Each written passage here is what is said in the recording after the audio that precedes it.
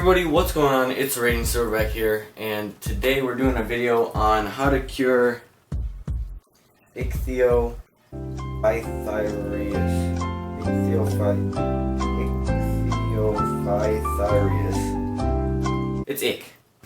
Basically the disease that you guys go to learn about is called ick. It's probably one of the most common diseases in fish nowadays.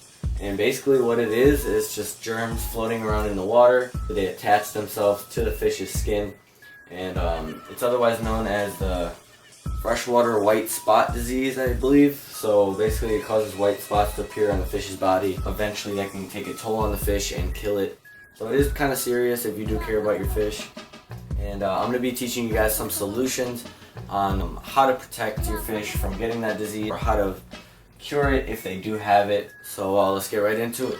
Alright guys, so basically first step is to basically just warm up the water and make it warmer than usual, because the disease, ick, not a fan of warm water. So, and if you have a heater like this that doesn't tell you the exact degree measure that it's going to warm it up to, basically I would just go day by day, just a little bit up in temperature, and just check your thermometer to make sure it's not too hot for them.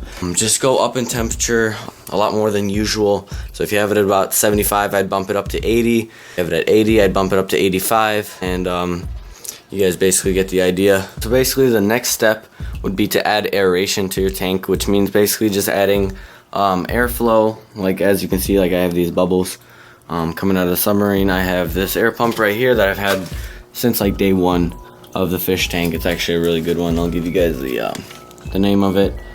It's called Aquatop Aquatic Supplies AP40. It's actually really cheap. It was like 15-20 bucks, and there are some very expensive ones out there, so that's what I use. And my fish don't have ick. I always have good aeration, perfect temperatures, and I do a lot of water changes, which brings me to my next point. So the next thing you guys have to do is water changes. Water changes is probably one of the most important things to do to keep your fish healthy.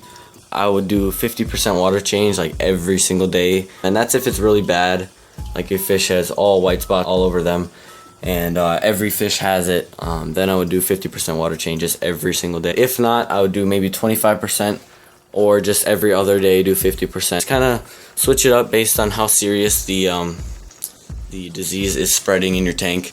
And yeah, and if you guys have done just a little bit of research, then you'll know that there are some ick prevention little chemical bottles that they have at stores and stuff. I really don't go with those because they mainly don't work, and the companies are just begging for money pretty much. So I wouldn't go for those, but I mean, if they work, if they have ever worked for you, do what works for you. The final step to keeping your fish safe and curing this disease is adding this salt. And it's not just any kind of salt, guys. This is basically not table salt. It's called Epsom salt. And as you can see, it's a saline laxative, and then soaking aid, and then plant food or whatever. But basically, I would use this for any sort of disease that any of my fish have. I have done a video on this salt before. If you guys are really loyal to the channel and have seen it, it's called How to Cure Swim Bladder Disease. And it has about 60K views. It's one of the best videos on my channel. I was really young during that video, so don't judge, but go check it out. And basically, guys, what you want to do with this salt here is add about a tablespoon of salt per 5 gallons. So right here I have a 29-gallon tank, make it 30. 6 tablespoons of salt right here to the water. And I'm not going to just throw it in there. I'm going to add the salt to a bucket of water. Please just take that bucket of water, dissolve it in there, and then pour it in the tank. As you can see, I have a little bit of water that's evaporated. So that's what I would just do. I would just fill it to the top.